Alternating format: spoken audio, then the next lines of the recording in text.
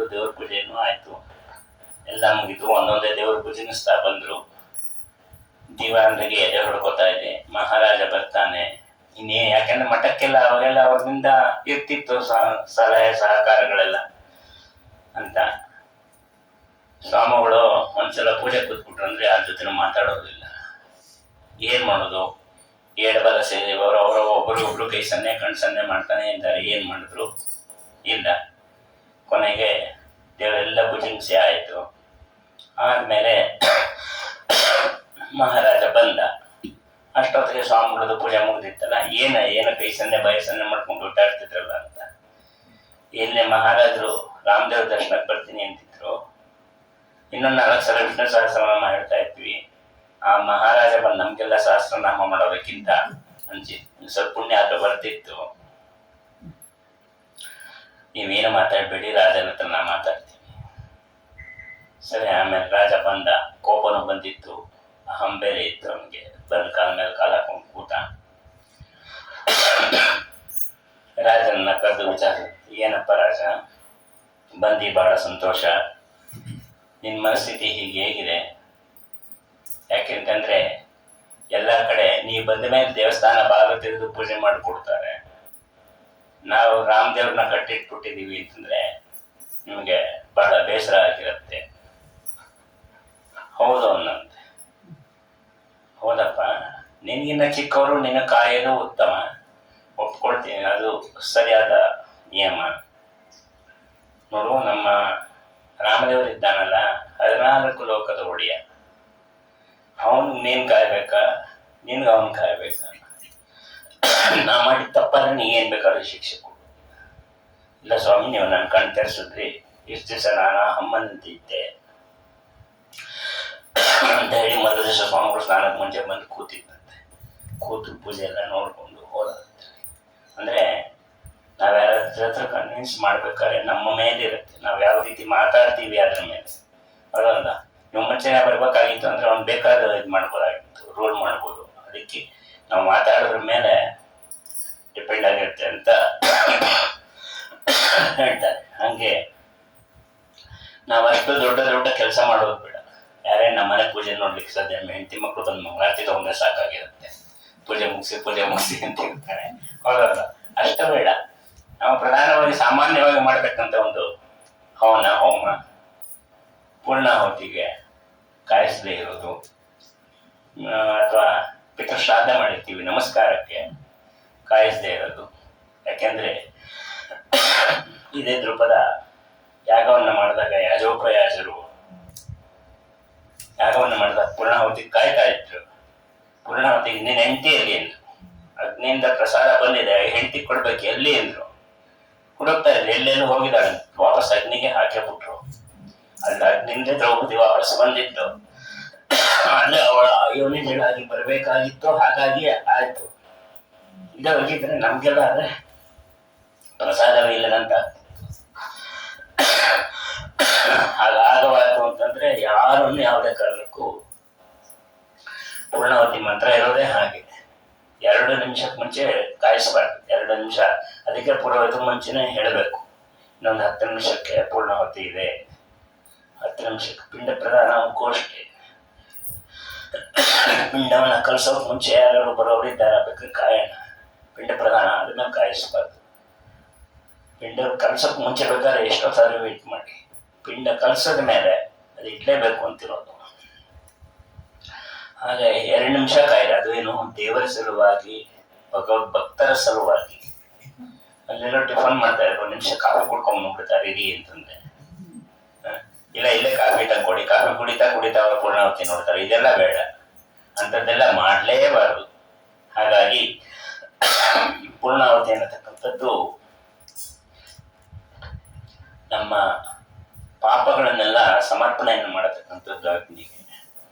ಹಾಗಾಗಿ ಆ ಪಾಪಗಳು ಸಮರ್ಪಣೆ ಆಗೋ ಕಾಲದಲ್ಲಿ ಸರಿಯಾಗಿ ಮಾಡಲೇ ಇರುತ್ತೆ. ಅವ್ರಿಗೆ ಸಿಟ್ಟಾದ್ರೆ ಅದನ್ನು ತಗೊಳ್ಳೋದು. ನಾವು ಹೋಮ ಮಾಡಿ ಏನು ಉಪಯೋಗ? ಪಿಂಡ ಪ್ರಧಾನ ಅಂದ್ರೆ ಈ ಪಿಂಡ ಅಲ್ಲ, ಈ ಪಿಂಡವನ್ನ ಸಮರ್ಪಣೆ ಮಾಡಬೇಕು ಪಿತೃದೇವತೆಗಳಿಗೆ. ಪಿಂಡ ಪ್ರಧಾನ ನನ್ನ ದೇಹವನ್ನೇ ಸಮರ್ಪಣೆ ಮಾಡಿದ್ದೀನಿ, ನೀವು ಕೊಟ್ಟ ದೇಹ ಅಂತ ಹೇಳಿ. ಹಾಗೆ ಇರತಕ್ಕಂಥದ್ದನ್ನ ನಾವು ಏನೇನೋ ಅರ್ಥ ಮಾಡ್ಕೊಂಡು ಕಾಯಕ್ಕಾಗಲ್ವ, ಕೆಲವರಂತೂ ಜಗಳಗಳಾಗ ಹೋಗುತ್ತೆ ಕೆಲವ್ರ ಮುಂದೆ ಕಾಯಲಿಲ್ಲ ಅಂದರೆ. ಆ ರೀತಿಯಲ್ಲೆಲ್ಲ ಮಾಡಬೇಡ್ರಿ ಅಂತ ಹೇಳ್ತಾ ಇದ್ದಾರೆ. ಅವಳು ದ್ರೌಪದಿ ದೇವಿ ಎನರ್ಜಿಗಳಾಗಿ ಬರಬೇಕಾಗಿತ್ತು, ಹಾಗಾಗಿ ಅವಳಿಗೆ ಆ ರೀತಿಯಲ್ಲಿ ಮಾಡಿದ್ದಾರೆ. ಆ ಯಾಜೋಪಚಾರರು ಈ ಹಿಂದೆಲ್ಲ ಯಾರೇ ಯಜ್ಞ ಮಾಡಿಸೋರು ಸಂಭಾವನೆ ಕೇಳ್ತಿರ್ಲಿಲ್ಲ, ಇಷ್ಟು ಕೊಡಿ, ನೀ ಏನು ಸಂಭಾವನೆ ಕೊಡ್ತೀನಿ, ನೀನು ಸಂಭಾವನೆ ಕೊಡೋಷ್ಟು ನಾನು ಮಾಡಿಸೇ ಇಲ್ಲ. ಯಾಕೆಂದ್ರೆ ಒಂದು ಕೆಲಸ ಸಂಭಾವನೆ ಕೊಡೋಕ್ಕಾಗೋದೇ ಇಲ್ಲ, ಒಂದೊಂದು ಮಂತ್ರಕ್ಕೆ ಎಷ್ಟು ಕೊಡಬೇಕಾಗತ್ತೆ. ಹಾಗಾಗಿ ಅದೆಲ್ಲ ಕೇಳಬೇಡ್ರಿ ಅಂತ ಹೇಳಿದ್ದಾರೆ. ಹೀಗೆ ದ್ರೋಣಾಚಾರ್ಯರು, ಕೃಪಾಚಾರ್ಯರು ಇದೇ ಮಾತನ್ನೇ ಹೇಳ್ತಾರೆ, ನೀವೆಲ್ಲರೂ ವಿಜಯಗಳಾಗಲಿ ಎಂದರು. ಅವರೆಲ್ಲರಿಗೂ ಯಾವತ್ತೂ ಪಾಂಡವರ ಜೀವನ ಆಶಿಸ್ತಾ ಇದ್ದವರು. ಏನೋ ದುರ್ಯೋಧನ ಮನೆಯಲ್ಲಿ ಅನ್ನ ತಿಂದ್ಬಿಟ್ಟಿದ್ದೀವಿ, ಅನ್ನದ ತೋರಿಸ್ಲಿಕ್ಕಾಗಿ ಏನೋ ಯುದ್ಧ ಮಾಡ್ತೀವಿ, ಇದು ಒಂದು ರೀತಿ ದೇವರ ಸೇವೆನೇ. ಕೌರವ ಪಕ್ಷದಲ್ಲಿ ಇದ್ದವರೆಲ್ಲರೂ ಅಯೋಗ್ಯರೇ ಅಲ್ಲ, ದೇವತೆಗಳು ಇದ್ರು, ಭಗವಂತನ ಸೇವೆ ಅಂತ ಲಿಂಗಂ ಸುರಾಣಾಮಿ ಪರೈವ ಭಕ್ತಿ ವಿಷ್ಣೋತದವನೋತ ತತ್ತೀತೈತ ಅತ್ರೋತೈ ಹರಿಭಕ್ತಿ ತತ್ಪ್ರಾರ್ಥ್ಯತೆ ಸುರಾಸತ್ಪರಿತ ವಿಶೇಷ.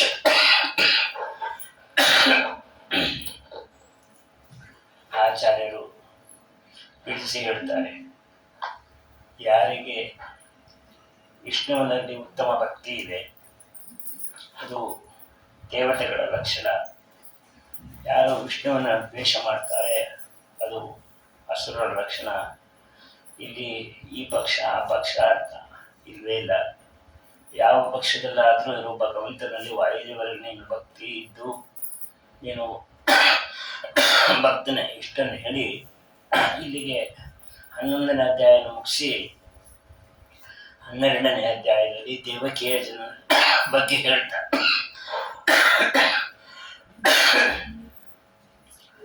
ಬಭೂವ ಗಂಧರ್ವಮನಸ್ತು ದೇವಕಃ ಸಾಹಸ ಸೇವಾ ತಮಹಾಹುಕಾತರೆ ಸೌಕರ್ಸೇನ ವೃತಸ್ಥೈವ ನಮಸ್ಯ ತಸ್ಮಾತ್ ಅಗ್ನಿ ದೇವಕೀ.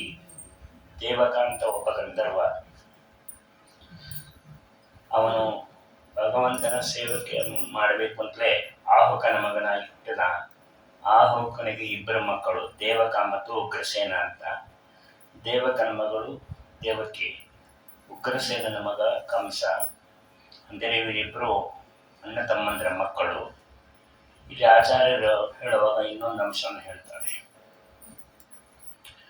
ಕಶ್ಯಪನ ಬೇರೆ ಪತ್ನಿಯರೆಲ್ಲ ಇದ್ರು, ಇನ್ನೂ ಅನೇಕ ಜನ ಹೆಂಡತಿಯರಿದ್ರು.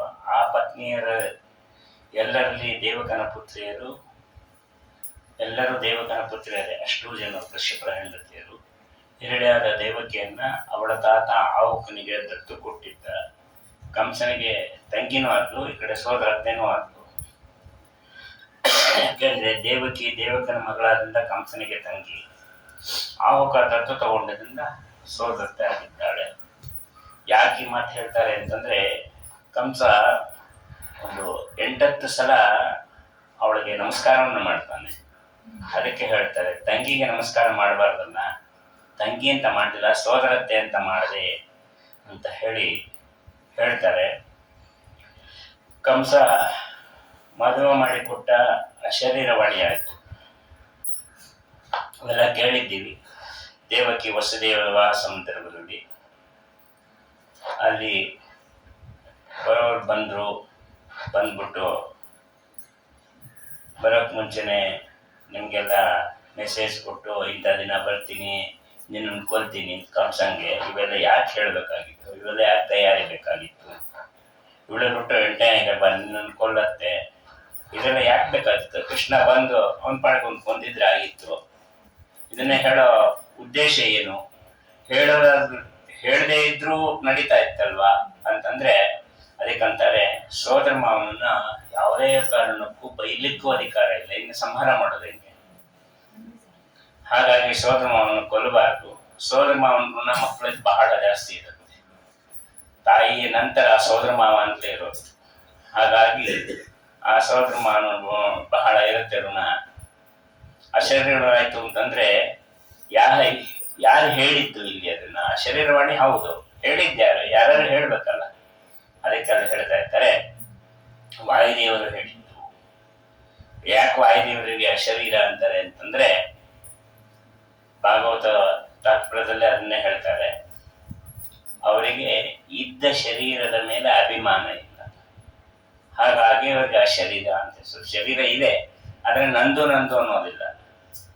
ಬ್ರಹ್ಮ ನಿರವನತ್ವ ಶರೀರಪ್ಪಿಸ ಶರೀರವಾನ್, ಪದಾರ್ಥ ನಮ್ದೇ ಇರ್ಬೋದು, ನಮಗದು ಬೇಡ, ಅದ್ರ ಮೇಲೆ ಅಭಿಮಾನ ಹೋಯ್ತು ಅಂತ ಯಾರು ನಮ್ದಲ್ಲ, ಯಾರ ಬಗ್ಗೆ ತಗೊಂಡೋಗ್ರಿ ಅಂತೀವಿ.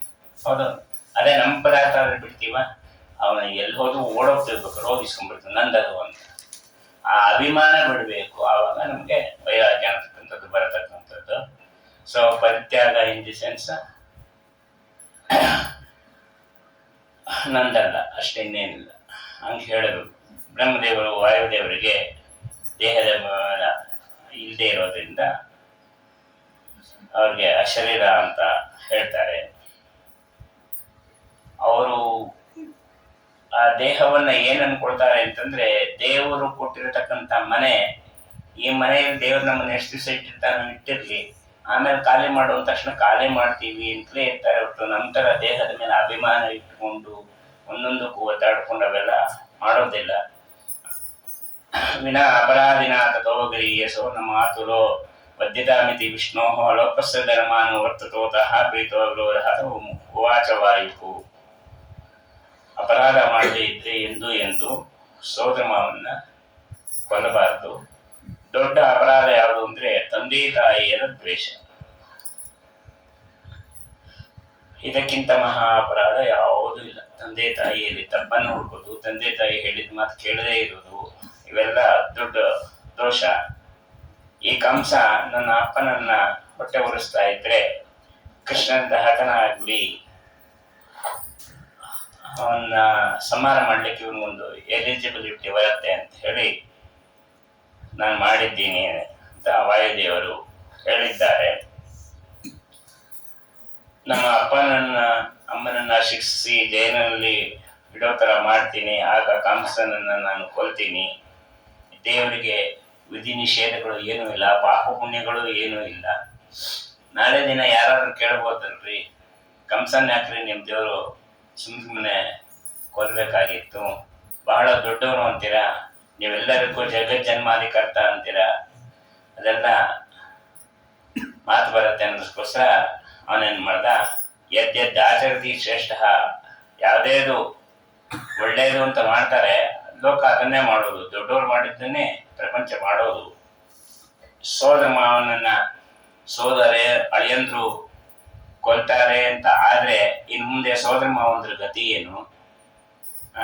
ನಾವೆಲ್ಲ ಕೃಷ್ಣ ಪಕ್ಷಪಾತಿಗಳು, ನಾವು ನಿಮ್ಮನ್ನ ಸಂಹಾರ ಮಾಡ್ತೀವಿ ಅಂತ ಸೋದರ ಅಳಿಯಂದ್ರು ಮಾವಂದ್ರನ್ನೆಲ್ಲ ಹುಡ್ಕೊಂಡು ಹೋಗ್ಕೊಡಿದ್ರೆ ಏನ್ ಮಾಡೋದು? ಇದೆಲ್ಲ ಆಗತ್ತೆ. ಇಲ್ಲ ಅಣ್ಣ ತಮ್ಮಂದ್ರ ಇಲ್ದೇ ಇರೋ ಹೆಣ್ಣು ಮನೆಯಿಂದ ಹೋಗಿ ಮದುವೆ ಮಾಡ್ಕೊಂಡ್ ಬರ್ಬೇಕಾಗತ್ತೆ, ಅವಾಗ ಸೋದರ ಮಾವ ಇರೋದಿಲ್ಲಲ್ಲ. ಹಾಗಾಗಿ ಆ ರೀತಿಯಲ್ಲೆಲ್ಲ ಆಗತ್ತೆ. ಅದಕ್ಕೆ ಆಚಾರ ಅಂದ್ರು, ಸೋದರ ಮಾವನನ್ನು ಕೊಲ್ಲೋದು ದೋಷವೇ, ಆದರೆ ಸೋದರ ಮಾವ ಅವನು ತಂದೆ ತಾಯಿಗಳನ್ನ ದ್ವೇಷವನ್ನು ಮಾಡಿ ಅಪರಾಧಗಳನ್ನ ಮಾಡಿದ್ರೆ ಅವನನ್ನು ಸಂಹಾರ ಮಾಡಬಹುದು ಅಂತ ಹೇಳಿದ. ಅದರಿಂದ ಅಪರಾಧ ಮಾಡಿಸಿದ್ದಾನೆ. ಅವನ ಪಾಪ ಕೂಗು ತುಂಬಿ ಅಂತೇಳಿ ಕಂಸ ಕಥೆಯಲ್ಲಿ ಎತ್ತು ಬಿಟ್ಟಿದ್ದಾರೆ. ಅವನು ತಕ್ಷಣ ಕತ್ತಿಯನ್ನ ಎತ್ತಿ ತನ್ನ ತಂಗಿಯನ್ನೇ ಕೊಲ್ತೀನಿ ಅಂತ ಹೊರಟ. ವಸುದೇವ ಹೇಳ್ದ, ಅಲ್ಲಪ್ಪ ಮಕ್ಕಳನ್ನು ಕೊಡ್ತೀನಿ, ನನ್ನ ಹೆಂಡತಿನೇ ಯಾಕೆ ಕೊಲ್ತೀಯ? ಸರಿ ಹಾಗೆ ಆಗ್ಲಿ, ಸರಿ ಆಯ್ತು ಅಂತಂದ. ಆಮೇಲೆ 6 ಮಕ್ಕಳದ್ದು, ಸುಮ್ಮನೆ ಇರೋದು ಬಿಟ್ಟು ನಾರದ್ರು ಹೋಗಿ 6 ಮಕ್ಕಳನ್ನ ಕೊಲ್ಲೋ ತರ ಮಾಡಿದ್ರು. ಮೊದಲನೇ ಮಗುನ್ ಕರ್ಕೊಂಡು ಬಂದ. ಆ ಕೂಡ್ಲೆ ಇದ್ರಿಂದ ಏನ್ ಸಾಯಲ್ಲ, ನೀವು ಹೋಗು ಅಂದ್ರು.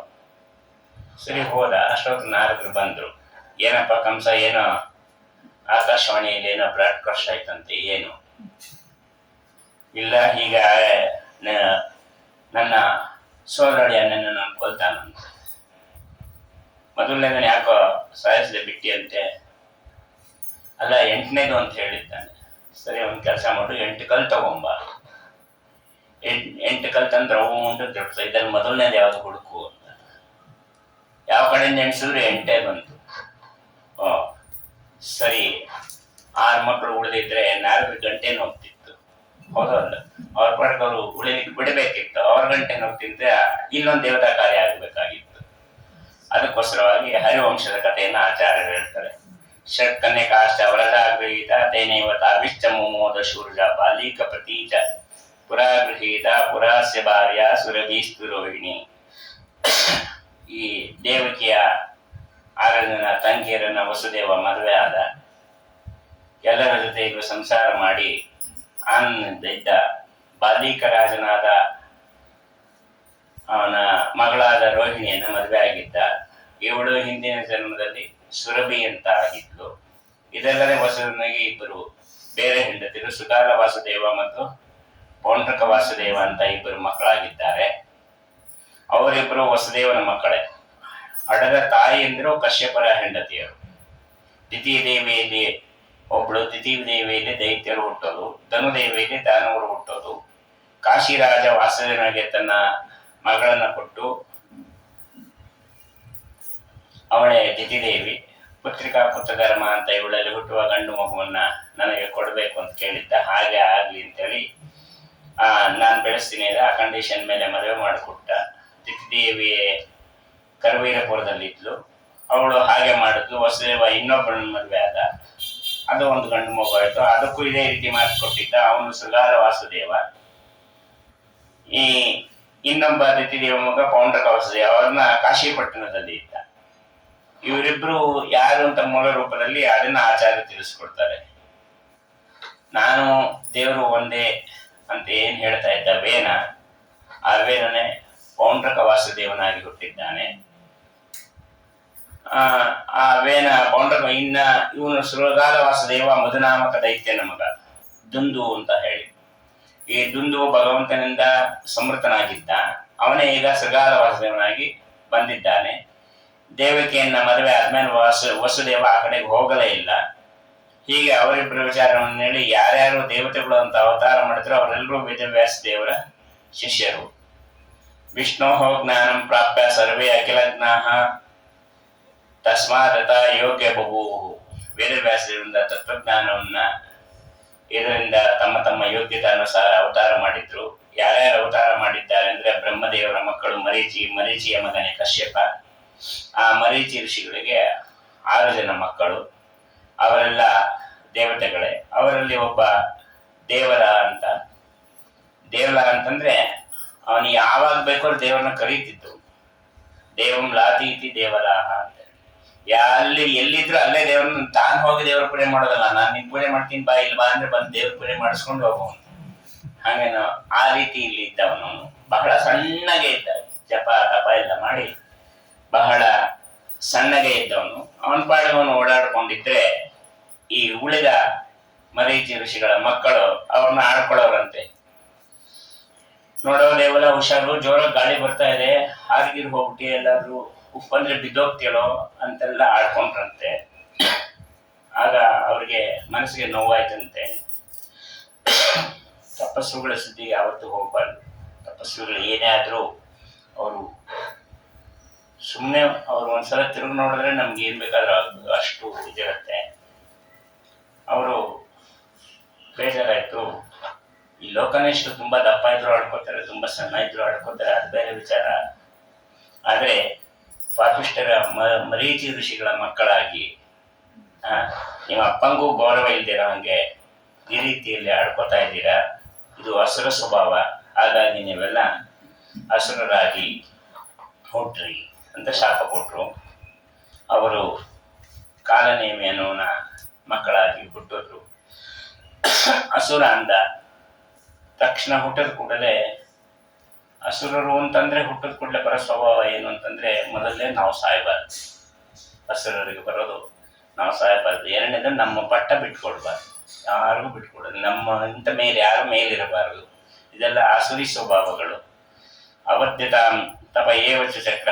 ಬ್ರಹ್ಮದೇವರನ್ನ ಕುರಿತು ತಪಸ್ಸು ಮಾಡಿದ್ರು. ಬ್ರಹ್ಮದೇವರು ಪ್ರತ್ಯಕ್ಷ ಆಗಿ ವರ ಕೊಟ್ಟರು. ಆಯಿತು, ನೀವು ಅವಧ್ಯರಾಗಿ. ವರ ಕೊಟ್ಟಾಗ ಅವಾಗ ಹಿರಣ್ಯಕಶಿಪು ರಾಜ್ಯಭಾರ ಮಾಡ್ತಾ ಇದ್ದ ಕಾಲ. ವರ ಕೊಟ್ಟಾಗ ಹಿರಣ್ಯಕಶಿಪು ಏನ್ ಮಾಡಿದ, ಬ್ರಹ್ಮದೇವರಿಂದ ಮೊದಲೇ ಜೀಪಿಗೆ ತಗೊಂಡ್ಬಿಟ್ಟಿದ್ದ. ನೀವು ಇನ್ಮೇಲೆ ಯಾರಿಗೆ ವರ ಕೊಟ್ಟರು, ಯಾರಿಗೆ ಅನುಗ್ರಹ ಮಾಡಿದ್ರು ನನ್ಗೆ ಹೇಳ್ತೆ ಕೊಡೋಂಗಿಲ್ಲ. ನಾನು ಇಲ್ಲೊಂದು ಸರ್ವಿಸ್ ಸೆಂಟರ್ ಇಟ್ಕೊಂಡಿರ್ತೀನಿ, ಎಲ್ಲರನ್ನು ಇಲ್ಲಿ ಕಳಿಸಿ ಇಲ್ಲಿಂದ ನಾನು ಅವ್ರಿಗೆ ವರ ಕೊಡ್ತೀನಿ. ಇವರೇನು ನೇರವಾಗಿ ಕೊಟ್ಟಿದ್ದಾರೆ. ಬ್ರಹ್ಮದೇವರ ಕುರಿತು ಇದು ಅಷ್ಟು ವಿಷಯ ಗೊತ್ತಾಯ್ತು ಅವನಿಗೆ. ಬ್ರಹ್ಮದೇವರ ಕುರಿತು ತಪಸ್ಸು ಮಾಡಿದ್ದು, ಬ್ರಹ್ಮದೇವರು ಕೊಟ್ಟಿದ್ದು. ಇವನ್ ತಕ್ಷಣ ಏನ್ ಮಾಡ್ದ, ನೀವು ಅವರು ನಿಮ್ಮ ಅಪ್ಪನಿಂದಲೇ ಸಾಯಿರಿ ಅಂತ ಹೇಳಿ ಶಾಪವನ್ನು. ಅದಕ್ಕೆ ಹೌದು, ಬ್ರಹ್ಮದೇವರನ್ನು ಕೊಟ್ಟರು ಶಾಪ, ಅನುಗ್ರಹ ಮಾಡಿದ್ರು ಸಾಯದೇ ಇರಲಿ ಅಂತ. ಇವನ್ ಕೊಟ್ಟಿದ್ದು ಹೆಂಗೆ ಬ್ರಹ್ಮದೇವರ ಸಮಕ್ಕೆ ನಿಂತ್ಕೋತು ಅಂದ್ರೆ, ಬ್ರಹ್ಮದೇವ್ರಿಗೆ ಅನುಗ್ರಹ ಮಾಡಿಬಿಟ್ಟಿದ್ರು, GPA ಕೊಟ್ಬಿಟ್ಟಿದ್ರಲ್ಲ, ಈ ಏನಂತೀವಿ ಎಲ್ಲವೂ ಆಗಲಿ ಅಂತ ಹೇಳ್ಕೊಟ್ಬಿಟ್ಟಿದ್ದಾರೆ. ಹಾಗಾಗಿ ಅವನು ಅಂದಿದ್ದೆಲ್ಲ ಆಯ್ತು, ಅವನಲ್ಲಿ ಸಾಯಿರಿ ಅಂತ. ಈ ಕಡೆ ಒಂದೇ ವ್ಯಕ್ತಿಗೆ ಬ್ರಹ್ಮದೇವರ 2 ವರ, ಒಂದು ಡೈರೆಕ್ಟ್ ಆಗಿ, ಇನ್ನೊಂದು GPA ಹೋಲ್ಡರ್ ಇಂದ. ಏನ್ ಮಾಡ್ಬೇಕು, ಸತ್ತಿರ್ಬೇಕು, ಸಾಯಬಾರ್ದು ವಿಚಾರ ಮಾಡಿದ್ರು. ಸೀದಾ ಬ್ರಹ್ಮದೇವರು ಏನ್ ಮಾಡಿದ್ರು, ಭಗವಂತನ ಹತ್ರ ಹೋದ್ರು, ನಿಯೋಗ ತಗೊಂಡು ಹೋದ್ರು. ಸ್ವಾಮಿ ಏನ್ ಮಾಡೋದು, 2 ನಂದೇವರ, ಏನ್ ಮಾಡ್ಲಿ? ನೀನಂತಿ ಬ್ರಹ್ಮದೇವರ ವಾಯುದೇವರ ಮಾತು ಸುಳ್ಳಾಗೋದಿಲ್ಲ, ಸುಳ್ಳಾಗಬಾರ್ದು ಅಂತೀನಂತೆ. ಈ 2 ನಂದೇ ವ್ಯವಸ್ಥೆ ಹೇಗಾಗ್ಬೋದು ಅಂತ. ಅದಕ್ಕೆ ನಮ್ಮ ಸ್ವಾಮಿ ಕೇಳ್ದ, ಅವನು ಏನ್ ವರ ಕೊಟ್ಟಿದ್ದಾನೆ? ಅವನು ಅವರ ಅಪ್ಪನಿಂದಲೇ ಹತನ ಆಗಲಿ ಅಂತ ಕೊಟ್ಟಿದ್ದಾನೆ. ಸರಿ, ನಾನು ವ್ಯವಸ್ಥೆ ಮಾಡ್ತೀನಿ. ಈಗ ಅವರಪ್ಪ 3 ರೂಪ, ಅವತಾರ ರೂಪ ಯಾವುದು ಹೇಳಿಲ್ಲ, ಹೌದು ಅಲ್ವೋ? ಈ ಕಾಲನೇಮಿಯನ್ನು ಅಸುರ ಕಂಸನಾಗಿ ಅವತಾರ ಮಾಡಿದ್ದಾನೆ. ಒಂದೊಂದೇ ಮಗುವನ್ನ ತಗೊಂಡು ಹೋಗಿ ಒಂದು ಗುಹೆಯಲ್ಲಿ ಮಲಗಿಸ್ಬಿಡ್ರಿ. ಅಲ್ಲಿ ಆ ಜೀವನನ್ನ ತೆಗೆದುಕೊಂಡೋಗಿ ವಸುದೇವನ ಗರ್ಭದಲ್ಲಿ 3 ತಿಂಗಳು, ಆಮೇಲೆ ದೇವಕಿ ಗರ್ಭದಲ್ಲಿ ಬರಲಿ. ಅನಂತರ ಅವರಪ್ಪ ಕೊಂದು ಹಾಕ್ತಾನೆ. ಪುನಃ ನಾವೇನ್ ಮಾಡೋಣ, ಅವರ ಹಳೆ ಶರೀರ ಇದ್ದಲ್ಲ ಅದಕ್ಕೆ ವಾಪಸ್ ಸೇರಿಸೋಣ, ಎದ್ದು ಬರ್ತಾರೆ. ಸರಿ, ಹಾಗೆ ಆಗ್ಲಿ. ಬ್ರಹ್ಮದೇವರ ಮಾತು ಸತ್ಯ ಆಯ್ತು, ಹಿರಣ್ಯಕಶಿಪುವಿನ ಮಾತು ಚಲಾವಣೆಗೆ ಬಂತು. ಈ ವ್ಯವಸ್ಥೆ ಮಾಡೋ ಸಲುವಾಗಿ ನಾರದರು ಬಂದಿತ್ತು. ಅವರ ಹಾಗೆ ಉಳ್ಕೊಂಡ್ಬಿಟ್ಟಿದ್ರೆ ಹಿರಣ್ಯಕಶಿಪುವಿನ ಶಾಪಕ್ಕೆ ಯಾರುವೆ ಬೆಲೆ ಇರ್ತಾ ಇರಲಿಲ್ಲ. ಹಾಗಾಗಿ ನೀನು ಹೋಗಿ ಆ ಕೆಲಸವನ್ನು ಮಾಡು ಅಂತಂದ. ಆ ರೀತಿಯಲ್ಲಿ ಮಾಡಿದ್ದಾರೆ. ಅನಂತರ ಭಗವದ್ ದುರ್ಗಾ ತತ್ವಾನ್ ಪ್ರಚೋದಿತ ದುರ್ಗಾದೇವಿನ ಕರ್ಕೊಂಡು ಬಂದಿದ್ದಾರೆ. ಯಾಕಂದ್ರೆ 1 ವರ್ಷ ಮಲಗಿಸ್ಬೇಕಲ್ಲ, ನಾವೆಲ್ಲ ಮಲಗಿಸಕ್ಕಾಗಲ್ಲ. ಕೆಲವು ವಿದ್ಯಾರ್ಥಿಗಳು ಇರ್ತಾರೆ ವಿದ್ಯಾಪೀಠದಲ್ಲಿ, ನೋಡ್ರಿ, ದಶಮಿ ರಾತ್ರಿ ಊಟ ಮಾಡ್ಬಿಟ್ರೆ 2 ಏಕಾದಶಿ ಅಥವಾ ದ್ವಾಸಿ ಬೆಳಗ್ಗೆನೆ ಹೇಳೋದೇ ಇಲ್ಲ. ಏಕಾದಶಿ ಸಂಧ್ಯಾವನ ದಶಮಿನೇ ಮಾಡ್ಬಿಟ್ಟಿವಿ ರಾತ್ರಿ ಅಂತಾರೆ. ಯಾಕಂದ್ರೆ ಮಕ್ಕಳು ಸಣ್ಣ ಇರ್ತವೆ, ಎದ್ರೆ ಸುಸ್ತಾಗತ್ತೆ, ಏನಾದ್ರು ತಿನ್ಬೇಕಾಗತ್ತೆ ಅಂತ ಹೇಳೋದೇ ಇಲ್ಲ, ಮಲ್ಗೆ ಇರ್ತವೆ. ಹಂಗಿದ್ದಂಗೆ 1 ವರ್ಷ ಮಲಗಿಸ್ಬೇಕಲ್ಲ, ಗರ್ಭದಲ್ಲೆಲ್ಲ ಕಳೆದು ಏನು ಗೊತ್ತಾಗ್ಬಾರ್ದಲ್ಲ ಇವ್ರಿಗೆ ಸತ್ತಿದ್ದು ಹುಟ್ಟಿದ್ದೇನು. ಹಾಗಾಗಿ ದುರ್ಗಾದೇವಿನ ಕರೆಸಿ ಎಲ್ಲವನ್ನು ಮಾಡಿ ಸಂಹಾರವನ್ನು ಮಾಡಿ ಆಯ್ತು. ಆಮೇಲೆ ದೇವಕಿ ಮಕ್ಕಳನ್ನ ಪುನಃ ಕೃಷ್ಣ ಕರ್ಕೊಂಡು ಬರ್ತಾನೆ. ಪಾಪ ದೇವಕಿ ಕೇಳದಂತೆ, ಕೃಷ್ಣ ನಿನ್ನ ಅಣ್ಣಂದ್ರನ್ನ ನಾನು ನೋಡ್ಬೇಕು ಅಂದಿದ್ದಕ್ಕೆ ಅಮ್ಮ ಕರ್ಕೊಂಡು ಬರ್ತೀನಿ ಅಂತ ಹೇಳಿ ಪುಟ್ಟ ಪುಟ್ಟ ಮಕ್ಕಳನ್ನ ಕರ್ಕೊಂಡು ಬಂದ. ಆಗ ದೇವಕಿ ಅವರಿಗೆಲ್ಲ ಸ್ತನ್ಯವಾದವನ್ನು ಮಾಡಿಸಿದಂತೆ. ಆಮೇಲೆ ಅವ್ರಿಗೆ ಮೋಕ್ಷ ಆಯ್ತಂತೆ. ಯಾಕೆ ಅಂತಂದ್ರೆ ದೇವರ ನೈವೇದ್ಯ ಆಗಿದ್ದ ಸ್ತನ್ಯಪಾನ ಮಾಡಿದ್ದಕ್ಕೆ ಅವರಿಗೆ ಮೋಕ್ಷ ಆಯ್ತು ಅಂತ ಭಾಗವತ ಹೇಳುತ್ತೆ. ಇಷ್ಟ ಆದ್ಮೇಲೆ ಪಾಂಡುರಾಜನಿಗೆ ಮಕ್ಕಳ ಅಪೇಕ್ಷೆ ಬಂತು. ಅದನ್ನ ವರ್ಣನೆ ಮಾಡ್ತಾರೆ, ಯಾರ್ಯಾರು ಹೇಗೆ ಹುಟ್ಟಿದ್ರು. ತದಾ ಮುನೀಂದ್ರ ಸಂಯುತ ಸಂವಿಧ ವಿಧಾತು ಉತ್ತಮಂ ಸ ಪಾಂಡು ಪುತ್ರೋ ಮೈಜ್ಜದ ನೈವಾರಾಯ್ತ ಎಂಚದೇ ತದ. ಪಾಂಡುರಾಜ ಮಕ್ಕಳನ್ನ ಪಡಿಬೇಕು ಅಂದ್ರೆ ಅವನಿಗೆ ಶಾಪ ಇದೆ, ಕಿಂದಮ ಋಷಿಗಳ ಶಾಪ ಇದೆ. ನೀನು ನಿನ್ನ ಹೆಂಡತಿಯನ್ನ ಸ್ವೀಕಾರ ಮಾಡಿದ್ರೆ ಸತ್ತೋಗ್ತಿ ಅಂತ. ಮಕ್ಕಳ ಅನಿವಾರ್ಯತೆ ಇದೆ. ಮಕ್ಕಳನ್ನ ಯಾಕೆ ಅವನು ಬಯಸ್ದ ಅಂತಂದ್ರೆ, ಸಾಮಾನ್ಯವಾಗಿ ಮನುಷ್ಯ ಪ್ರಧಾನವಾಗಿ ಹುಟ್ಟೋದು, ಯಾವ ಉದ್ದೇಶದಿಂದ ಹುಟ್ಟಿರ್ತಾನೆ ಅದನ್ನ ಪೂರ್ಣ ಮಾಡದೇ ಇದ್ರೆ ಅವನ ಜನ್ಮ ವ್ಯರ್ಥ. ಮನುಷ್ಯನಾಗಿ ಹುಟ್ಟಿದ ಮೇಲೆ ಪಿತೃಋಣ ಅಂತ ಇರುತ್ತೆ. ಆ ಪಿತೃಋಣ ತೀರಿಸೋದು ಅಂತಂದ್ರೆ ಅವರು ಬದುಕಿದ್ದಾಗ ಅವರನ್ನು ಮಾತನ್ನು ಕೇಳೋದು, ಮೃತರಾದ ನಂತರ ಅವ್ರದ್ದು ದೈಹಿಕ ವಿಧಾನ ಪುರಸ್ಸರ ಶ್ರಾದ್ದಕರ್ಮ ಮಾಡೋದು, ಮದುವೆಯಾಗಿ ಮಕ್ಕಳನ್ನು ಪಡೆಯೋದು, ಇದೆಲ್ಲ ಏನಿದೆ ಇದು ಒಂದು ಪಿತೃನಿಂದ ಮೋಚಿತನಾಗ್ಬೋದು ಅಂತ. ಹಾಗಾಗಿ ನಾನು ಈಗ ಮಕ್ಕಳನ್ನು ಪಡೆಯಲಿಲ್ಲ ಅಂತಂದರೆ ಪ್ರಧಾನವಾಗಿ ನಾನು ಯಾತಕ್ಕೆ ಬಂದೆ, ಅದು ವ್ಯರ್ಥ ಆಗತ್ತೆ ಅಂತ ಹೇಳಿ ಪ್ರಧಾನ ದೇವತಾ ಜನೌ ನಿಯುಕ್ತಮಾತ್ಮನ ಪ್ರಿಯಧಾಮಂ ಬಹೂವ ಪಾಂಡುರೇಶು ತದ್ವಿನಾನೋ ತಸ್ಯ ತದ್ಗತಿ. ಮಹಾಭಾರತದಲ್ಲಿ ಹೇಳೋದು, ಪಾಂಡುರಾಜ ತುಂಬ ಬೇಜಾರು ಮಾಡಿಕೊಂಡ, ಮಕ್ಕಳೇ ಆಗಿಲ್ಲ, ನನಗೆ ಗತಿ ಏನು, ನನಗೆ ದುರ್ಗತಿ ಆಗತ್ತೆ ಅಂತೆಲ್ಲ ವಿಚಾರ ಇದೆ. ಆಚಾರ್ಯರು ನಿರ್ಣಯನ ಕೊಡಲಿಕ್ಕೆ ಯಾಕೆ ಹೊರಟು ಅಂದರೆ, ಮೂಲ ಮಹಾಭಾರತದಲ್ಲಿ ಪಾಂಡುರಾಜ ತುಂಬ ಬೇಜಾಡ್ತಾನೆ, ಮುಂದೆ ನನ್ನ ಗತಿ ಏನು, ನನ್ನ ಮಕ್ಕಳೇ ಆಗದೆ ನಾನು ಸತ್ತೆ ಅಂತಂದರೆ ನನಗೆ ದುರ್ಗತಿ, ನಾನು ಪಿತೃನಿಂದ ಮೋಚನ ಆಗದೇ ಇಲ್ವಲ್ಲ ಅಂತ ಆಚಾರ್ಯರು ಅದರ ಬಗ್ಗೆ ವಿವರಣೆಯನ್ನು ಕೊಡ್ತಾ, ಪಾಂಡುರಾಜ ಮಕ್ಕಳನ್ನು ಬಯಸಲಿಕ್ಕೆ ಕಾರಣ ಏನಂದರೆ, ಅವನೊಬ್ಬ ತುಂಬ ದೊಡ್ಡ ಜ್ಞಾನಿ. ತನ್ನ ಮಕ್ಕಳಿಂದ ಮುಂದೆ ಹರಣ ಆಗಬೇಕಾಗಿದೆ, ಅವರೆಲ್ಲ ಕೃಷ್ಣನಿಗೆ ಸಹಾಯಕರಾಗಿ ಕೃಷ್ಣನ ಜೊತೆಯಲ್ಲಿ ಇರಬೇಕಾಗಿದೆ. ಅದು ಅಲ್ಲದೆ ನನ್ನ ಮಕ್ಕಳೇ ಪ್ರಧಾನ ಪಾತ್ರಧಾರರು, ಯುದ್ಧವನ್ನು ಮಾಡ್ತಾರೆ, ಅದನ್ನೆಲ್ಲ ಅವನಿಗೆ ಗೊತ್ತಿದ್ದು ಆ ಜ್ಞಾನಿ ಆದ್ದರಿಂದ ನಾನು ಅವತಾರ ಮಾಡಿರುವುದೇ ದೇವತೆಗಳನ್ನು ಮಕ್ಕಳಾಗಿ ಪಡೀಲಿಕ್ಕೆ, ಸಾಮಾನ್ಯ ಮಕ್ಕಳನ್ನು ಪಡೀಲಿಕ್ಕೆ ಅಲ್ಲ. ನನಗೆ ಅನರ್ಥ ಆಗತ್ತೆ ಅಂತ ಅಲ್ಲ, ನಾನು ದೇವತೆಗಳ ಜನನದಲ್ಲಿ ವಿಶೇಷವಾಗಿ ನನ್ನ ಹೆಂಡತಿಯನ್ನು ವಿನಿಯೋಗ ಮಾಡಿಕೊಳ್ಬೇಕು, ಅವಳಿಗೆ ಹೇಳಬೇಕು, ಇಲ್ಲ ಅಂದರೆ ನನಗೆ ಸದ್ಗತಿ ಆಗೋದಿಲ್ಲ ಅಂತ ವಿಚಾರವನ್ನು ಮಾಡ್ತಾನೆ. ಅಂದರೆ ಅವಳಿಗೆ ಮಂತ್ರದಿಂದ ಮಕ್ಕಳ ಆಗ್ತಾರೆ ಅಂತ ಗೊತ್ತಿದ್ದರೂ ಅವಳನ್ನ ನೀ ಮಂತ್ರ ಹೇಳು ಮಕ್ಕಳಾಗಲಿ ಅಂತ ನೇರವಾಗಿ ಕೇಳಕ್ಕೆ ಬರೋದಿಲ್ಲ. ಯಾಕೆ ಬರೋದಿಲ್ಲ ಅಂತಂದ್ರೆ, ಅಲ್ಲಿ ಯಾವ ದೇವತೆಗಳನ್ನು ಮೊದಲು ಕರಿಬೇಕು, ಯಾವ ದೇವತೆಗಳನ್ನು ಆಮೇಲೆ ತಾರತಮ್ಯಾನುಸಾರ ಕರಿಬೇಕು, ಶಕ್ತಿ, ಬಲ, ಬುದ್ಧಿ, ಜ್ಞಾನ ಎಲ್ಲ ಇರಬೇಕು. ಮತ್ತು ಯಾರ್ಯಾರ ಅವತಾರ ಆದ್ಮೇಲೆ ಯಾರ ಆಯಿತು ಅನ್ನೋದನ್ನ ಪ್ರಪಂಚಕ್ಕೆ ಸರಿಯಾಗಿ ತಿಳಿಸಬೇಕು.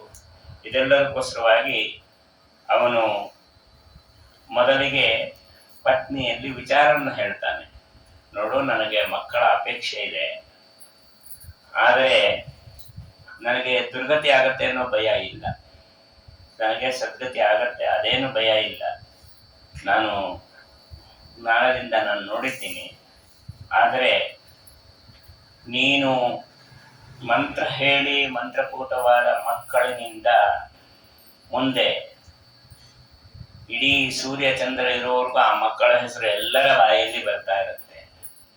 ಆ ಮಕ್ಕಳ ಹೆಸರು ಯಾರ್ಯಾರ ಬಾಯಲ್ಲಿ ಬರುತ್ತೆ ಅವ್ರಿಗೆಲ್ಲರಿಗೂ ಪುಣ್ಯವೂ ಇದೆ, ಪಾಪವೂ ಇದೆ, ಹೌದಲ್ಲ?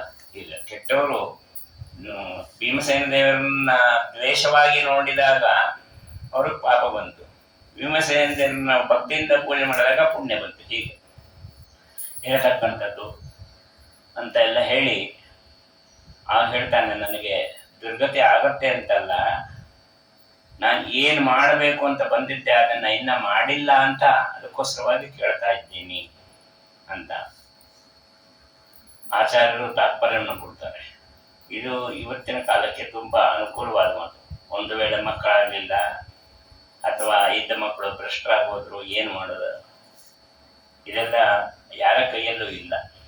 ಏನು ದಿನಸಿ ಪದಾರ್ಥನ ಹೋಗಿ ತಗೊಂಬಂದ್ವಿ, ಈ ಅಂಗಡಿ ಚೆನ್ನಾಗಿಲ್ಲ ಅಂದ್ರೆ ಇನ್ನೊಂದು ಅಂಗಡಿಗೆ ಹೋದ್ವಿ ಅನ್ನಕ್ಕೆ ಭಗವಂತ ಕೊಡ್ಬೇಕು. ಎಂತ ಮಕ್ಳನ್ನ ಕೊಡ್ತಾನೆ ಅಂತ ಮಕ್ಕಳು ಹುಟ್ಟಿದ್ರು ಗೊತ್ತಿರೋದಿಲ್ವಲ್ರಿ ನಮ್ಗೆ.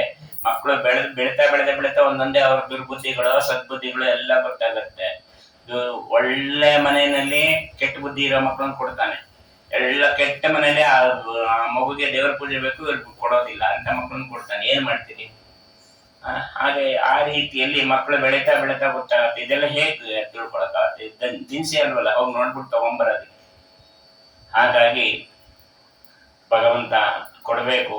ಜನ್ಮಾಂತರದ ಪುಣ್ಯವೋ ಪಾಪವೋ ನಮ್ಮ ಹಿರಿಯರ ಆಶೀರ್ವಾದ ಇದೆಲ್ಲ ಇದ್ರೆ ಅಥಾನ್ಯತೋ ಸುತಾನೇ ವ್ರಜಂತಿ ಸದ್ಗತಿಂ ಯಥೈವ ಧರ್ಮ ಭೂಷಣೋ ಜಗಾಮ ಸಂಧ್ಯಾಕಾ ಸುತಾಹ.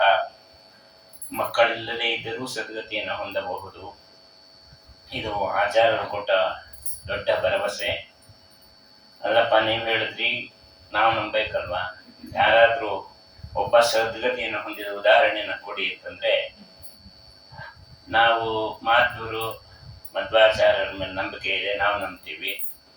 ಯಾಕೆಂದ್ರೆ ಧರ್ಮಶಾಸ್ತ್ರದಲ್ಲಿ ಮಕ್ಕಳಲ್ಲಿ ದುರ್ಗತಿ ಅಂತ ಹೊಂದುತ್ತೀವಿ ಅಂತ ಹೇಳಿದ್ದಾರೆ, ಅಪತ್ರಸ್ಯ ಗತಿರ್ನಾಸ್ತಿ ಅಂತ. ಇಲ್ಲಿ ನೋಡಿದ್ರೆ ಅದಕ್ಕೆ ತದ್ವಿರುದ್ಧವಾಗಿ ಹೇಳ್ತಿದ್ದೆ. ಅಂದ್ರೆ ಅದನ್ನ ನಂಬೋದು, ಇದನ್ನ ನಂಬೋದು, ಯಾವ್ದನ್ನ ನಂಬೋದು ಅಂತ ನಾವು, ನೀವು ಹೇಳಿದ್ದು ನಂಬೋದ? ಅದಕ್ಕೆ ಹೇಳ್ತಾರೆ, ನೀವು ಅದೆಲ್ಲ ಯಾವುದು ಬೇಡ, ಧರ್ಮಾಚರಣೆಯನ್ನು ಮಾಡಿಕೊಂಡು ಧರ್ಮದಲ್ಲಿ ದೃಷ್ಟಿ ಇಟ್ಟುಕೊಂಡು ಯದೈವ ಧರ್ಮಭೂಷಣೋ ಜಗಾಮ ಸಂಧ್ಯಕಾ ಸುತಾಹ.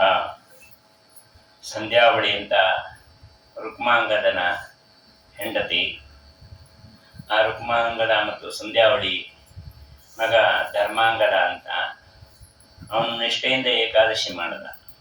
ಅವನಿಗೆ ಮಕ್ಕಳೇ ಆಗಲಿಲ್ಲ. ಮಕ್ಕಳ ಆಗದೇ ಇದ್ರು ಏಕಾದಶಿ ವ್ರತವನ್ನ ನಿಷ್ಠೆಯಿಂದ ಮಾಡಿ ತನಗೆ ಕ್ಷತ್ರಿಯೋಚಿತವಾದಂಥ ರಾಜ್ಯಪಾಲನೆಯನ್ನು ಮಾಡಿದ್ದಕ್ಕೆ ಸದ್ಗತಿ ಆಯಿತು ಅಂತಾರೆ. ಅಂದ್ರೆ ನೀವು ಯಾವುದೇ ಧರ್ಮದಲ್ಲಿ ಹುಟ್ಟಿರಿ, ನಿಮಗೆ ಏನು ಹೇಳಿದ್ದಾರೆ, ಗೃಹಸ್ಥಾಶ್ರಮ ಧರ್ಮದಲ್ಲಿ ಏನು ಹೇಳಿದ್ದಾರೆ ಅದನ್ನು ಚಾಚು ಚಪ್ಪದೆ ಮಾಡಬೇಕು. ಬ್ರಹ್ಮಚಾರಿಗಳಾಗಿದ್ದಾರಾ, ಸನ್ಯಾಸಿಗಳಾಗಿದ್ದೀರಾ, ನೀವು ಏನು ಆಗಿದ್ದೀರಿ ಮೊದಲು ನಾವೇನಾಗಿದ್ದೀವಿ ನೋಡ್ಕೊಳ್ಬೇಕು. ಅದು ಬಿಟ್ಬಿಟ್ಟು ಸ್ವಾಮಿಗಳು ಪ್ರತಿನಿತ್ಯ ಅಷ್ಟೊಂದು ಮಂಗಳಾರತಿ ಮಾಡ್ತಾರೆ. ನಾವು ಕೇಳಿದ್ರೆ 2 ದಿವಸ ಹೆಂಡತಿ ಮಕ್ಕಳು ಮಂಗಳಾರತಿ ಬತ್ತಿ ತೆಗೆದಿಟ್ಬಿಡ್ತಾರೆ, ಸಿಗೋದೇ ಇಲ್ಲ. ಅಷ್ಟೊಂದು ಮಂಗಳಾರತಿ ಮನೆಯಲ್ಲ ಹೋಗೇ ಆಗತ್ತೆ ಅಂತ. ಹೌದೌದು, ಅವ್ರು ಮಾಡ್ತಾರೆ ಅಂತ ಅವ್ರು ಮಾಡೋ ಪೂಜಾ ಪದ್ಧತಿ, ಅವ್ರು ಮಾಡೋಷ್ಟೊತ್ತು ನಾವು ಪೂಜೆ ಮಾಡಕ್ ಕೂತ್ರೆ ಸಂಸಾರ ನಡೆಯೋದು ಹೇಗೆ? ಹಾಗಾಗಿ ಯಾವ ಯಾವ ಧರ್ಮದವ್ರಿಗೆ ಯಾವ ಯಾವ ಕಾಲಕ್ಕೆ ಏನೇನು ಹೇಳಿದ್ದಾರೆ ಅದನ್ನೇ ಮಾಡಬೇಕು. ಯಾರೋ ಮಾಡ್ತಾರೆ ಅಂತ ಹೇಳಿ ನಾವು ಮಾಡೋದು. ನಮ್ಮ ಗುರುಗಳು ಪೂಜೆ ಮಾಡ್ತಾ ಇದ್ರು 2 ಗಂಟೆ ಕಾಲ. ಈಗ ನಮ್ಗೆ 2 ಗಂಟೆ ಕಾಲ ಕೂತ್ಕೊಳ್ಳೋಕ್ಕಾಗದ್ರೆ ಪೂಜೆ ಏನು ಮಾಡೋದು? ಹಾಗೆಲ್ಲ ಇದ್ದಾಗ ಧರ್ಮಕ್ಕೆ ಚ್ಯುತಿ ಬಾರದಂತೆ ಯಾವ ರೀತಿಯಿಂದ, ಮತ್ತು ಯಾರಿಗೂ ಮನಸ್ಸಿಗೆ ನೋವಾಗಬಾರ್ದು. ಮೊದಲನೇ ಕನಕದಾಸರು ಹೇಳಿದ್ದಾರಲ್ವ, ಈ ಮನೆಯಲ್ಲಿ ಸಂಧ್ಯಾವಂದನೆ ಮಾಡೋದ್ರಿಂದ ನಿನ್ನ ಹೆಂಡತಿ ಮಕ್ಕಳು ತೊಂದರೆ ಆಗತ್ತೆ ಅಂತಂದ್ರೆ ಅವ್ರ ಮೊದಲೆಲ್ಲ ವ್ಯವಸ್ಥೆ ಮಾಡ್ಕೊಂಡು ಆಮೇಲೆ ಸಂಧ್ಯಾವಂದನೆ ಮಾಡು, ಕಾಲ ಮೀರಿದ್ರೂ ಪರವಾಗಿಲ್ಲ ಅಂತ ಹೇಳಿದ್ದಾರೆ. ಹಾಗೆ ಧರ್ಮಾಚರಣೆಯನ್ನ ಮಾಡಬೇಕೆ ಹೊರತು, ಇಲ್ಲ ನಾನು ಇದೇ ಟೈಮ್ಗೆ ಅವನ ಹೆಂಡತಿ ಹುಷಾರಿಲ್ಲದೆ ಮಲಗಿರೋ, ನಮ್ಮ ಮಕ್ಕಳು ಕಾಯಿಲೆ ವೈದ್ಯರ ಹತ್ರ ಹೋಗ್ಬೇಕು, ಇಲ್ಲ ನಾನು ಸಂಧ್ಯಾವನೆ ಮಾಡ್ತಾ ಕೂತ್ಕೋತೀನಿ ಅಂತಂದ್ರೆ ತಪ್ಪಾಗತ್ತಲ್ವ. ಹಾಗೆಲ್ಲ ಮಾಡಬಾರ್ದು. ಆ ರೀತಿಯಲ್ಲಿ ನೀನು ನಿಷ್ಠೆಯಿಂದ ನೀನು ಧರ್ಮಾಚರಣೆಯನ್ನು ಮಾಡಿದಾಗ ನಿಂಗೆ ಸದ್ಗತಿ ಆಗತ್ತೆ ಅಂತ ಹೇಳಿದ್ದಾರೆ ಆಚಾರ್ಯರು. ಹೇಳಿದ್ದು, ನಿನಗೆ ಮಕ್ಕಳಿಲ್ಲ, ಇದು ನಿನ್ನ ಆಶ್ರಮಕ್ಕೆ ತಕ್ಕಂತೆ ಧರ್ಮಾಚರಣೆಯನ್ನು ಮಾಡಿದ್ರೆ ನಿನಗೆ ಸದ್ಗತಿ ಆಗತ್ತೆ ಅಂತ ದೃಷ್ಟಾಂತವನ್ನು ಕೊಟ್ಟರು. ಭಾಗವತ ತಾತ್ಪರ್ಯದಲ್ಲಿ ಪೃಥು ಚಕ್ರವರ್ತಿಯ ಅವತಾರಕ್ಕೆ ಮುಂಚೆ ಆಚಾರ್ಯ ಹತ್ರ ಮಕ್ಕಳಿಗೂ ನಮ್ಮ ಸದ್ಗತಿಗೂ ಸಂಬಂಧ ಇಲ್ಲ, ಮಕ್ಕಳಿದ್ದು ಹೋದ ಮೇಲೆ ಸರಿಯಾದ ದಾರಿಯಲ್ಲಿ ಅವರು ಶ್ರಾದ್ದಾದಿಗಳನ್ನ ಮಾಡಿದರೆ ಅವರ ಉನ್ನತಿಗೋಸ್ಕರವಾಗಿ ಅವರು ಮಾಡಬೇಕೆ ಹೊರತು ನಿನ್ನ ಸದ್ಗತಿಗೆ ಅದೇನು ಅವಶ್ಯಕತೆ ಇಲ್ಲ ಅಂತ ಹೀಗೆ ಹೇಳಿ, ದೇವರೇ ನಿನಗೆ ಬೇಕಾದ ವ್ಯವಸ್ಥೆಯನ್ನು ಮಾಡ್ತಾ ನಿನ್ನ ದೇವರನ್ನು ನಂಬಿದ್ರೆ ರುಕ್ಮಾನ ಮಗನ ಮಕ್ಕಳಲ್ಲಿರೋ ಸದ್ಗತಿ ಆಯಿತು. ಪಾಂಡುರಾಜನಿಗೆ ಈ ನೇಮ ಗೊತ್ತಿತ್ತು, ನನಗೆ ಮಕ್ಕಳಾಗದೇ ಇದ್ದ ದುರ್ಗತಿ ಆಗತ್ತೆ ಅಂತ ಮೂಲಮಹಾಭಾರತದಲ್ಲಿ ಏನು ಹೇಳಿದ್ದಾರೆ ಅದು ಮೇಲ್ನೋಟಕ್ಕೆ ಹೇಳಿದ್ದಾರೆ. ಅದನ್ನು ವೇದವ್ಯಾಸ ದೇವರೇ ಹೇಳಿದ್ದು. ಎಲ್ಲರಿಗೂ ಮಹಾಭಾರತದ ಪ್ರಮೇಯಗಳು ಎಲ್ಲ ಕಾಲಕ್ಕೂ ಸಿಗಬಾರದು. ಅದನ್ನ ಅರ್ಥೈಸ್ಕೊಳ್ಬೇಕಾದ್ರೆ ಸ್ವಲ್ಪ ಗುರುವಿನ ಮುಖಾಂತರ ಉಪದೇಶ ಪಡೆಯಲಿ ಅನ್ನೋಕ್ಕೋಸ್ಕರವಾಗಿ ಆ ರೀತಿಯಲ್ಲಿ ಹೇಳಿರ್ತಾರೆ. ಹಾಗಾಗಿ ಹೇಗೆ ಹೈವೇನಲ್ಲಿ ಹೋಗ್ತಾ ಆದರೆ ಸ್ಪೀಡಾಗಿ ಮಧ್ಯದಲ್ಲಿ ಒಂದು ಹಂಪ್ಸ್ ಬರುತ್ತಲ್ಲ, ಯಾಕೆ ಅಂತಂದ್ರೆ ನಿಮ್ಗೆ ಯೋಚನೆಗೆ ಬ್ರೇಕ್ ಬೀಳಲಿ ಅಂತ. ಆ ರೀತಿಯಲ್ಲಿ ಎಲ್ಲಿ ಹಳ್ಳ ಇದೆ, ಎಲ್ಲಿ ರಸ್ತೆಗಳು ಹೇಗಿದೆ ಅಂತ ನೋಡ್ಕೊಂಡು ಹೋಗ್ಬೇಕಲ್ಲ, ಆ ರೀತಿಯಲ್ಲಿ ನೀನು ಹೋಗು. ತಾತ್ಪರ್ಯ ನಿರ್ಣಯ ಅಂತ ಬರ್ದಿದ್ದೆ ಅದಕ್ಕೆ ನಾನು ಅಂತ ಹೇಳ್ತಾರೆ. ಎಲ್ಲವನ್ನ ಒಂದೇ ಕಡೆ ಹೇಳಿದ್ರೆ ದುರುಪಯೋಗ ಪಡಿಸ್ಕೊಡ್ತಾರೆ. ಹಾಗಾಗಿ ಯಾರು ತಾತ್ಪರ್ಯ ನಿರ್ಣಯವನ್ನು ಓದ್ತಾರೆ ಅವರಿಗೆ ಮಾತ್ರ ಸಂಪೂರ್ಣ ವಿಚಾರ ಗೊತ್ತಾಗತ್ತೆ ಅಂತ ಹೇಳಿದ್ದಾರೆ. ಮಕ್ಕಳನ್ನ ಪಡೆಯುವ ತವಕ ಮಾಡಿದ್ಯಾಕೆ ಅಂದರೆ ಆಧಿಕಾರಿಕ ದೇವತೆಗಳು ಅಂತ. ಆ ಆಧಿಕಾರಿಕ ದೇವತೆಗಳು ಅವರು ಮುಂದೆ ದೊಡ್ಡ ದೊಡ್ಡ ಯುದ್ಧ ಆಗೋದಿದೆ, ಅದಕ್ಕೆಲ್ಲ ಅವರ ಅವಶ್ಯಕತೆ ಇದೆ. ಹಾಗಾಗಿ ಭೀಮಸೇನ ದೇವರು, ಧರ್ಮರಾಜ, ಅರ್ಜುನ, ನಕುಲ, ಸಹದೇವ ಇವರೆಲ್ಲ ಬೇಕಾಗಿದ್ದಾರೆ ಮಹಾಭಾರತದಲ್ಲಿ ಅನ್ನೋದನ್ನ ತಿಳಿಸಲಿಕ್ಕೋಸ್ಕರವಾಗಿ ಇಷ್ಟೆಲ್ಲ ವಿಚಾರವನ್ನು ಮಾಡಿ ನಾಳೆ ಯಾವ ಯಾವ ರೀತಿಯಲ್ಲಿ ಹೇಗೆ ಮಕ್ಕಳನ್ನು ಪಡೆದರು ಅನ್ನತಕ್ಕಂಥದ್ದನ್ನ ನೋಡೋಣ. ಶ್ರೀಕೃಷ್ಣ.